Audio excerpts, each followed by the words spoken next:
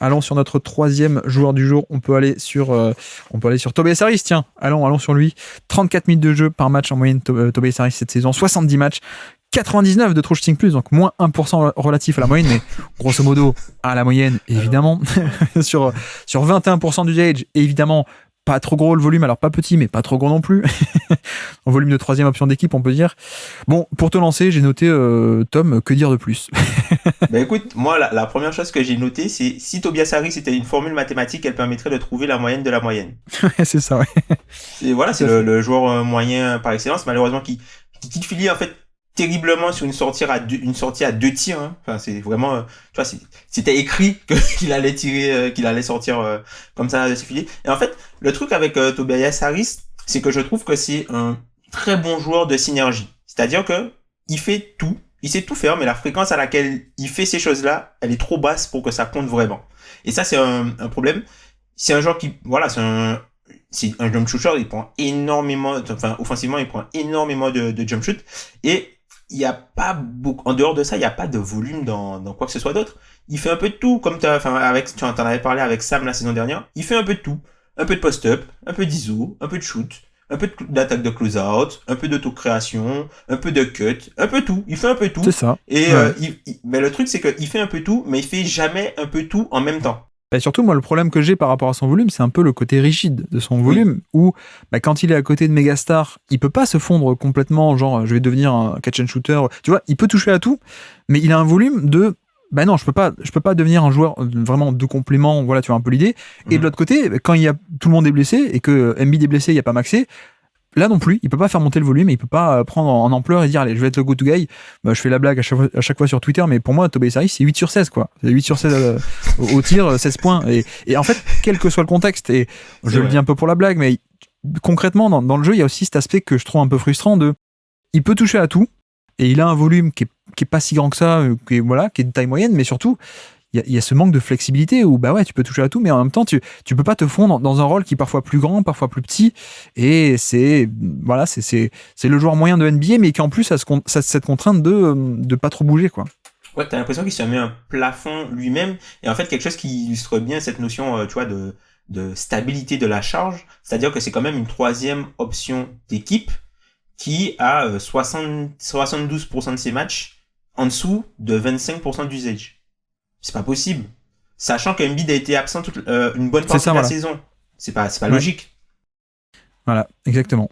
Et quand il fallait jouer à côté de Butler, Ben Simmons et Embiid, c'était pareil. Voilà, non, mais on en rigole, mais c'est vrai que c'est un peu dommage parce que il touche à tout, mais je trouve que c'est un profil qui se fond pas tellement dans un collectif et qui est pas très élastique ni dans un sens ni dans l'autre, et qui au final ça peut être problématique, quoi, parce que comme tu dis, quand t'as Embiid qui est absent toute la saison, il n'y a pas cette prise de volume.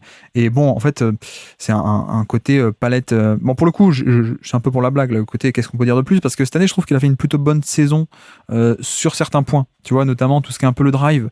Dans cette, j'ai pas mal aimé, un peu plus que d'habitude, parce que dans ce système un peu de Nick Nurse, il a un peu plus que d'habitude fait des drives en termes de fréquence, un peu plus de lancers francs provoqués aussi. Donc, mine de rien, tu vois, c'est un mec, on dit, on n'arrive pas trop à le bouger. Nick Nurse y arrivait un tout petit peu, mais voilà, c'est 37% à 3 points sur un petit volume. Tu t'attends à ce qu'il joue en catch and shoot, il peut le faire un peu, mais pas des tonnes. Le passing, c'est pas trop là, donc en termes de création même pour autrui, ouais, c'est ça. Ça marche pas trop.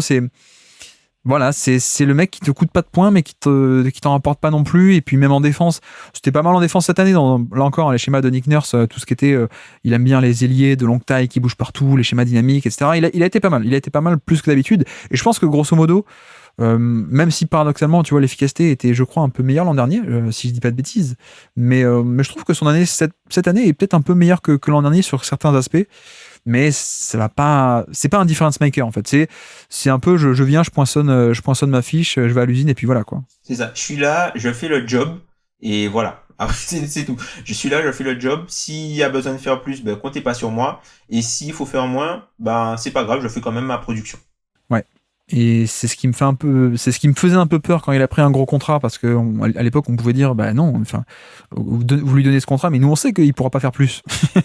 Et c'est ce qui me fait un peu peur pour Détroit aussi. Et ok, il a re-signé un gros contrat à Détroit.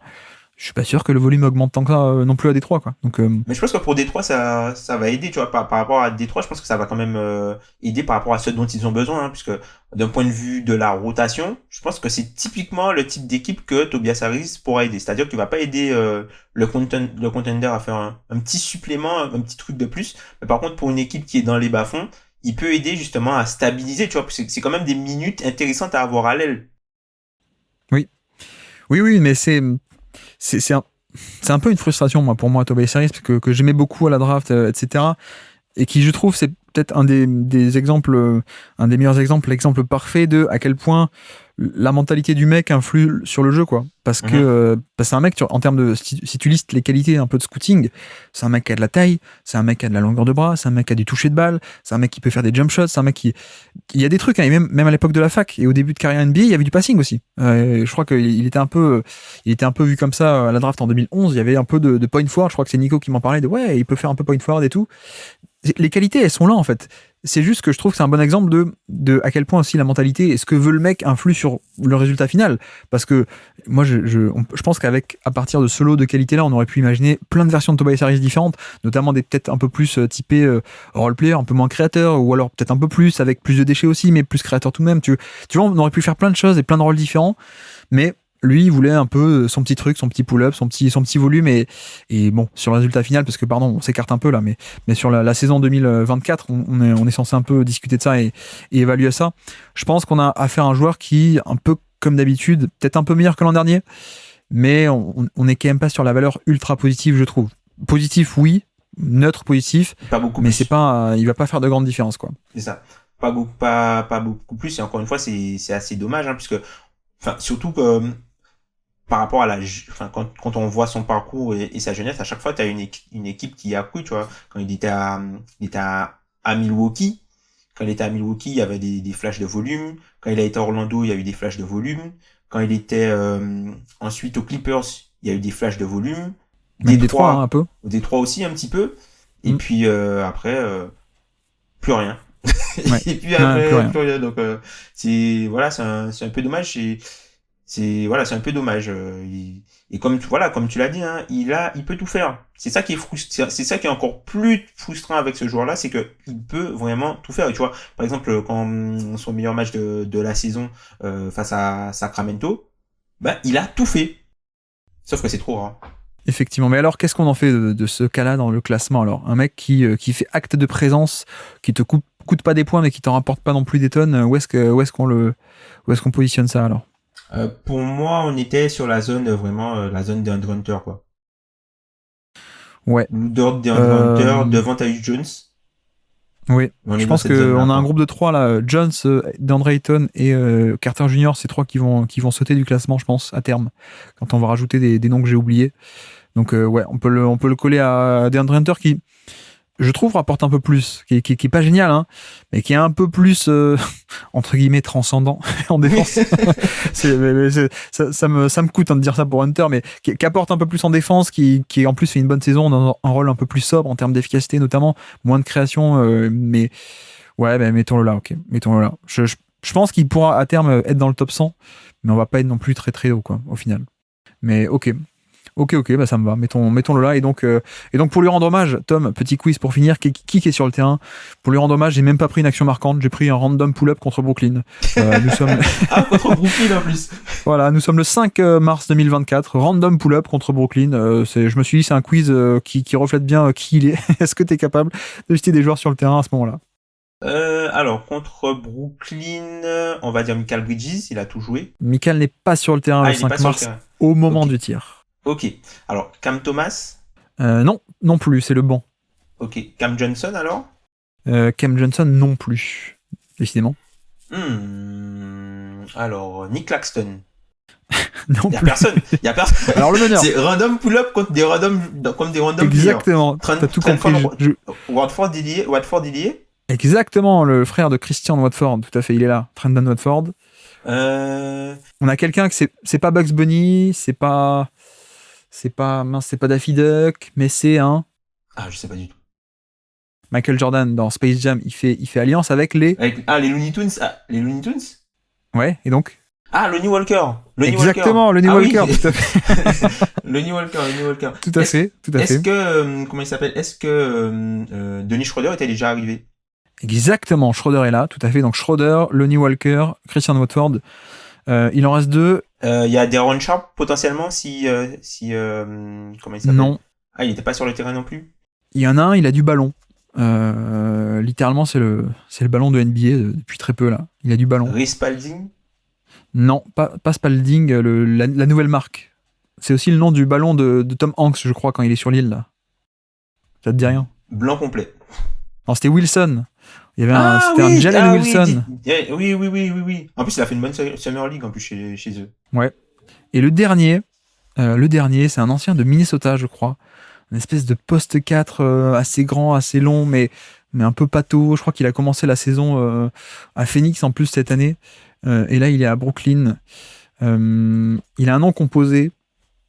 Alors là, comment je vais te le faire deviner? Comment est-ce que je vais te le faire deviner? Comment il s'appelle? Effectivement, il était signé au minimum à Phoenix, il était aux Spurs. Exactement. Je vois ses tresses, mais je vois pas son nom. C'est un KBD. Oui, Keita Bates-Diop, voilà, c'est ça. Exactement, Keita Bates-Diop, tout à fait sur le terrain. Donc voilà, t'as réussi à faire Brooklyn, c'était très dur. Ah ouais. Et côté Sixers alors? Côté Sixers, on va dire Tyrese Maxey. Il a pas mal joué, peut-être qu'il est là. Pas à ce moment-là sur le terrain, c'est son backup. Un backup Milton? douloureux. Non, c'est pas Milton, un backup très douloureux. En anglais, très douloureux. Pardon pour les jeux de mots. Comment on dit la douleur en anglais? Hurt? Non. C'est un mec drafté par Chicago, je crois, qui a fait par OKC, Chicago, qui était aux Bucks aussi, qui était aux Suns, qui a fait un peu une... Cameron Payne. Exactement, Cameron Payne. Oui, Payne, effectivement. J'aurais pu te dire Naruto d'ailleurs, ça aurait aidé peut-être. Cameron Payne, Tobias Harris. Melton, j'imagine qu'il était pas là, il avait peut-être déjà des problèmes de dos. Kelly Oubre, potentiellement. Kelly Oubre, ouais, tout à fait. Qu'est-ce qu'il y avait? Il y avait peut-être... s'il n'y a pas Embiid, il y a peut-être... il y a... Oui, c'est lui. T'as pas le nom, mais c'est lui. J'ai oublié son nom. Qui aime bien lire. Il aime bien lire. B-Ball Paul. Exactement, Paul Reed. Paul Reed, voilà. Paul Reed. Et puis le dernier, on le connaît très bien. C'est un... Nico Batum. Exactement, Nico Batum, tout à fait. Bon, j'avoue que j'ai voulu prendre un random pull-up pour lui rendre hommage, mais le quiz n'était pas de niveau moyen. Le quiz n'était pas du tout de niveau moyen.